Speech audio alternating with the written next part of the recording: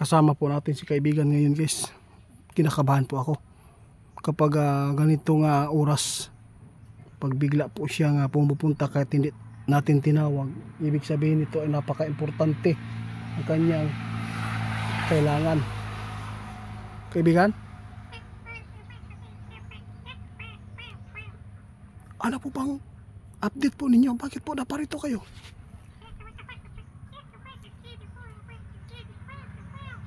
Oo nga, nakikita namin. Grabe, totoo po yung sinasabi mo.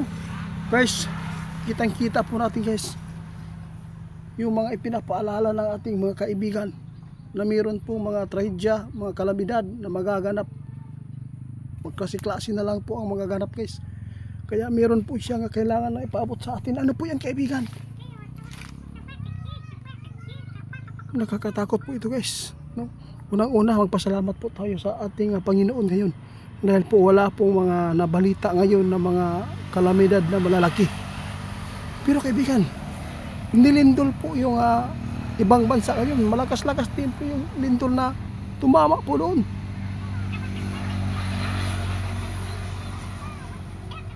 Di ba meron kayong panaginip?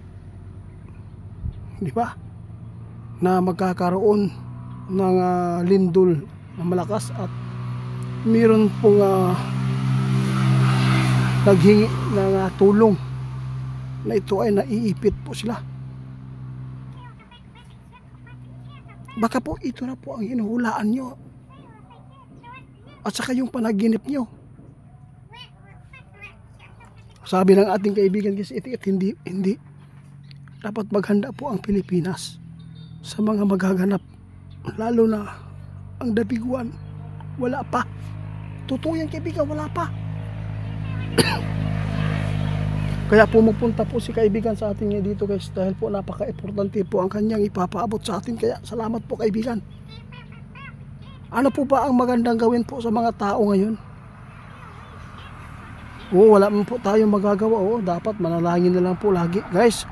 Sabi ng ating kaibigan, iba na po talaga ang panahon natin, no? Nagka-klase-klase na lang ang mga kalamidad na nangyayari po dito at nagaganap, lalo na ang mga trahedya. Please lang guys, maawa po kayo, no? Huwag na po tayong gumawa ng malaking kasalanan para hindi po tayo, no, pagagalitan po. Oo, totoo yan. Mas maganda po gumawa tayo. Sa lahat po na makapanood sa atin, mag-ingat po daw kayo dahil ang panaginip ni kaibigan ay hindi po daw doon tumama sa ibang bansa, kundi ang kinatatakutan po niya dito sa ating bansa. Kasi po marami po naghuhula dito ng mga manghuhula na mayroon po talagang malakas na dito, lalo na ito ay napanaginipan ng ating kaibigan.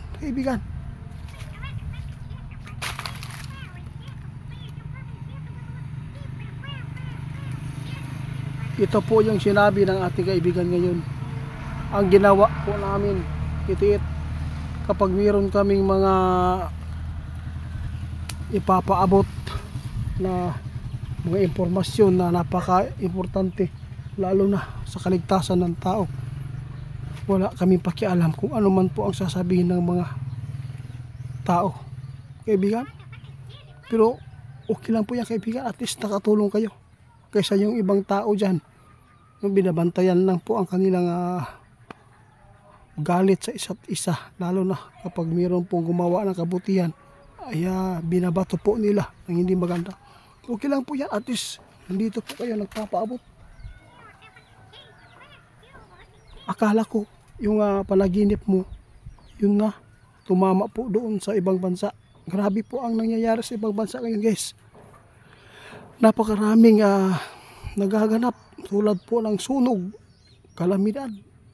At yung sinabi po niyo kaibigan yung may guguho na building. Tingnan po niyo guys, ang mga building guys, gumuho, no? Ito po yung mga pinapaabot ni kaibigan noon.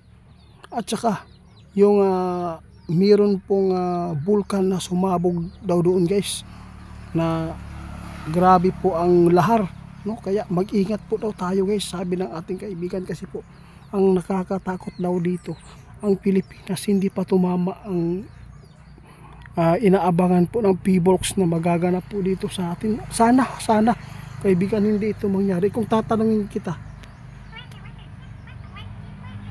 kaya kailangan po daw nilang ipapaabot lagi guys, dahil para maghanda tayo. Magaling talaga si kaibigan magpaabot guys, dahil po nangyayari. Pero pasalamat tayo guys, hindi tumama dito sa Pilipinas. Kaya wala tayong magagawa kung ito man po ang kagustuhan po ng panahon na ito ay singilin, no, ng kalikasan. Dahil sa kalikasan guys, unti-unting naniningil. Tingnan po ninyo guys ang nangyayari sa ibang bansa ngayon.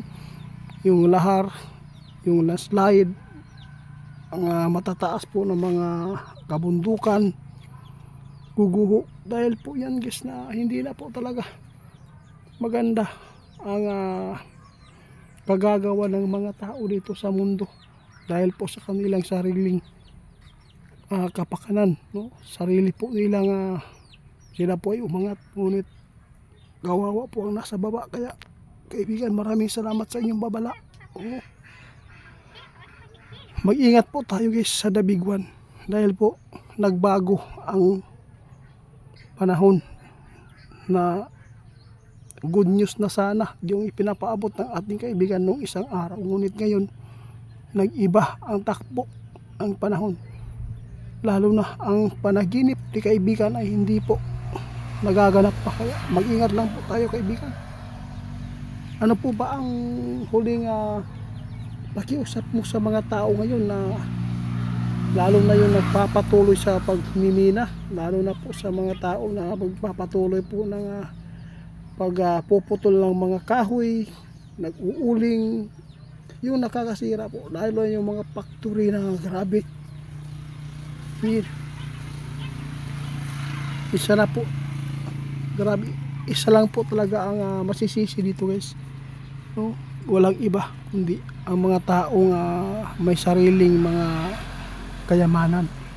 Sila mismo ang sumisira po sa kalikasan. Kaibigan, salamat po.